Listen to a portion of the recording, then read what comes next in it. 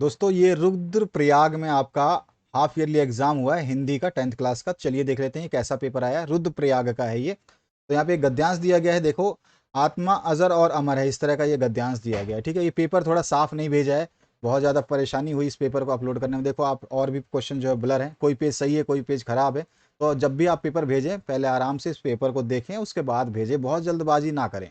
जल्दबाजी करने से शैतान वाला काम होता है। तो यहाँ पर जो है प्रश्न नंबर 1 जो है, इसमें आपको 2+2+1+1+1 जो मैंने आपको नया नियम आधारित बताया था कि आपका जो गद्यांश आएगा वो किस तरह से पूछे जाएंगे। ठीक है, तो आपको इसी तरह से ब्रेकअप क्वेश्चन का मिलेगा। आपका मैंने पैटर्न नया जो जारी हो चुका है उसके बारे में वीडियो बना दिया है। आप अपना एग्जाम जैसे ही खत्म हो उसको जरूर देख लेना, ढंग से समझ लेना। अन्यथा जो है आप एग्जाम में जाकर के आप पहली बार जो नए पैटर्न पे अगर परीक्षा देते हो और आपको पता ही नहीं है कि पैटर्न कैसा आने वाला है, तो आप आधे तो कंफ्यूज हो जाओगे और आधे क्वेश्चन जो है आपके प्रॉब्लम करेंगे। तो यहाँ पर जो है आपका ये पैसेज है, आप आराम से स्क्रीन को पॉज करें और आराम से पढ़ें इसको। ठीक है, ज़्यादा बड़ा करूँगा तो और फट जाएगा ये, तो इसको और मैं ज़्यादा ना बड़ा करते हुए इतना ही रखता हूँ। अब यहाँ पर जो है ये आपका पैसेज है। अब इसमें देखिए कौन कौन से क्वेश्चंस आए हुए हैं। शिक्षा का क्या उद्देश्य है। दूसरा है आनंद की खोज कब तक बनी रहती है, सारे पैसेज में आंसर है। अपूर्णता की स्थिति कब तक बनी रहती है, और आत्म साक्षात्कार का मुख्य साधन क्या है। इसके बाद में ड पार्ट में पूछा गया है समाज तथा अध्यापक का मूल कर्तव्य क्या है। तो इस तरह से 5 प्रश्न पूछे गए हैं। इसके बाद जो नेक्स्ट क्वेश्चन है उसकी बात करते हैं। तो यहाँ पर जो संकेत बिंदुओं के आधार पर आपको निबंध लिखना है। निबंध जो है आपका कंप्यूटर आज की आवश्यकता है, और दूसरा योगासन और स्वास्थ्य, दो ही दिए गए हैं। इसके बाद जो नेक्स्ट क्वेश्चन है उसकी बात करते हैं। अपने प्रधानाचार्य को खेल सामग्री उपलब्ध कराने के लिए प्रार्थना पत्र लिखना है। आपका नाम यहाँ पे रोहन या विभा दिया गया है। अथवा में आप अपने मित्र को जन्मदिन पर उपस्थित होने के लिए जो है आप पत्र लिखिए। आपका नाम जो है श्याम या फिर वर्तिका है। इसके बाद जो नेक्स्ट क्वेश्चन है दूसरे पेज पे आ जाते हैं। निम्न वाक्यों में क्रियापद छांट कर उसका भेद लिखिए। थोड़ा दिखाई दे रहा है कम, फिर भी मैं पढ़ के बता रहा हूं। मोहन पत्र लिखता है, इसमें आपको क्रिया भेद जो है छांट करके लिखना है। ठीक है, पत्र लिखता है, ध्यान रखना है, इसमें क्रिया भेद आपको समझ में आ चुका होगा। पक्षी आकाश में उड़ते हैं, इसमें भी क्रिया भेद आपको बताना है। इसके बाद में पांचवा जो प्रश्न है, ये चौथा प्रश्न था, पांचवा प्रश्न है यथा निर्देश उत्तर देने हैं। मोहन का स्वास्थ्य ठीक रहता है इसलिए तेज दौड़ता है। समुच्चय बोधक शब्द छांट करके लिखना है। ठीक है, समुच्चय बोधक शब्द इसमें पूछा गया है। इसके बाद दूसरा जो क्वेश्चन इसमें है, इसमें पूछा है काला घोड़ा तेज दौड़ता है, तो क्रिया विशेषण आपको बताना है। क्रिया विशेषण कैसा दौड़ता है, तेज दौड़ता है, तो यही क्रिया विशेषण है। ठीक है, इसके बाद जो नेक्स्ट क्वेश्चन है इसमें आपसे तेज दौड़ता है पूरा क्रिया विशेषण है।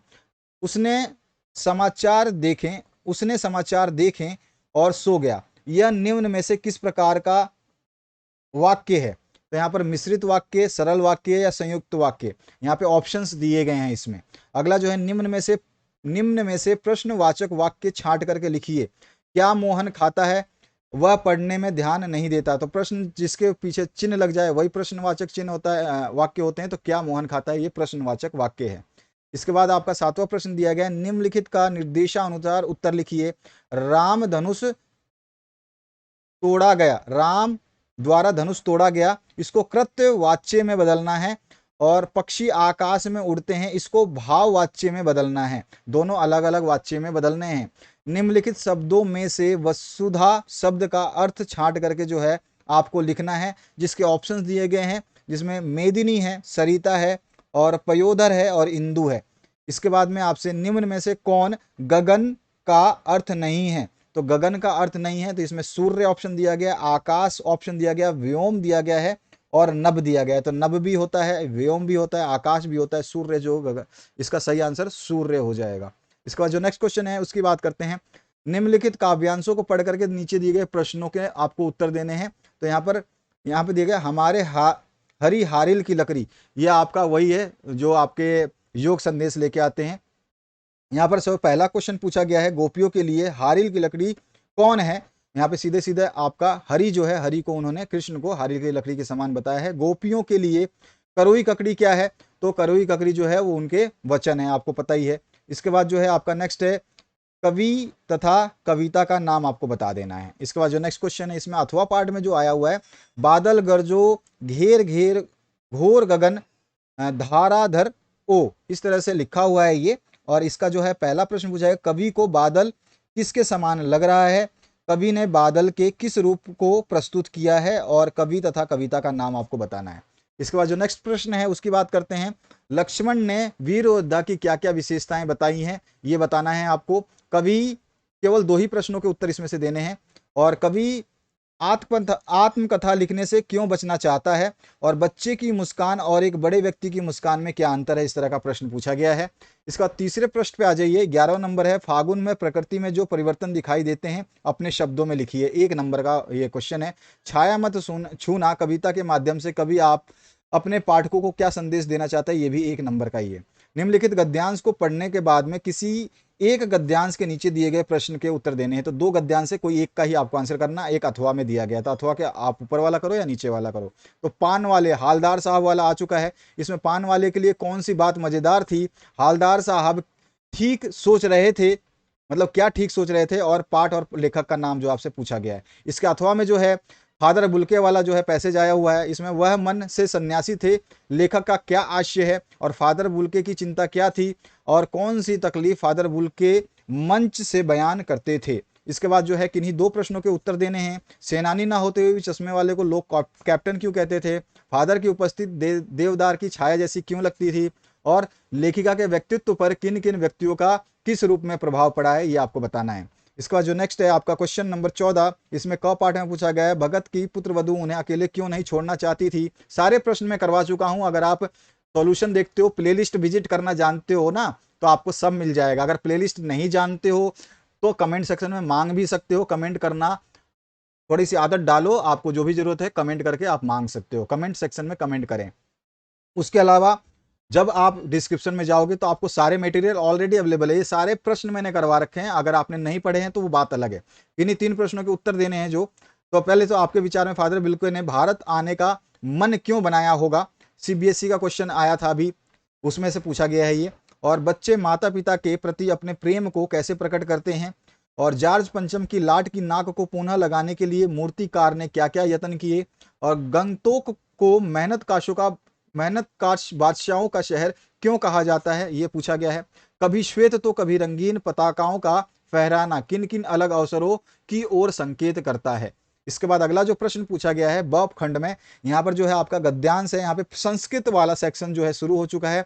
यहाँ चंद्रगुप्त वाला जो है आपको एक गद्यांश दिया गया है, ठीक है। और यहाँ पर जो है उससे पूछे गए प्रश्न जो है यहाँ पर क पार्ट में पूछा गया है और ख पार्ट में पूछा गया है, ठीक है। इसके बाद आपका नेक्स्ट जो पार्ट है उसकी बात करते हैं, जिसमें और इसमें क ख और ग एक और है आपका प्रश्न।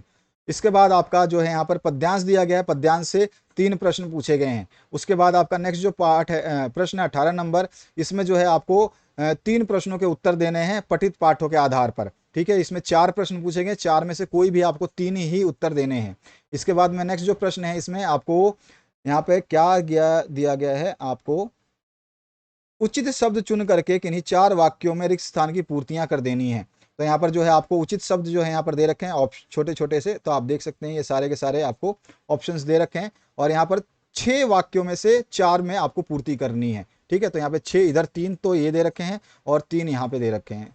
इसके बाद जो नेक्स्ट पार्ट है इसमें आपका जो है इसमें से 4 प्रश्नों के उत्तर देने हैं, जिसमें आपका पहला है आपका संधि करना है, दूसरा है संधि विच्छेद करना है, ठीक है। और संधि किसका करना है? पो प्लस अक का, प्रति प्लस एकम का। संधि विच्छेद जो करना है आपको नयनम का और हरेव का।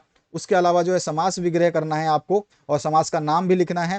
तो यहाँ पर जो है चक्रपाणी और रामानुजन, ठीक है। उसके बाद में आपका नेक्स्ट जो है घ, यहाँ पर जो है आपका क्या है? उपसर्ग, और आपको पदों में उपसर्ग करके अलग लिखना है। अति भारह है और प्रहार है। इसके बाद में यहाँ पर जो कोष्टक में दिए गए सही विकल्प को चुन करके जो आपको रिक्त स्थानों की पूर्ति करनी है। तो यहाँ पर पुत्रम और पुत्रेण है, और यहाँ पे हिमालय और हिमालयात है, ठीक है। और दोनों वाक्य यहाँ पर है जिसके खालिस्तान आपको भरने हैं। इसके बाद में आपका नेक्स्ट जो है इसमें आपको 4 वाक्य प्रयोग करने हैं। हंति, प्रथम, पठामी, वने, सा और पश्चात। ये सारे प्रश्न अगर आप यूपी बोर्ड के सारे मॉडल पेपर देख चुके हैं तो आपको कोई भी समस्या नहीं होने वाली, सारे प्रश्न मैंने करा दिए हैं। इसके बाद जो आपका नेक्स्ट पार्ट है अथवा में, निम्नलिखित वाक्यों में से किन्हीं 2 प्रश्नों का संस्कृत में अनुवाद कीजिए।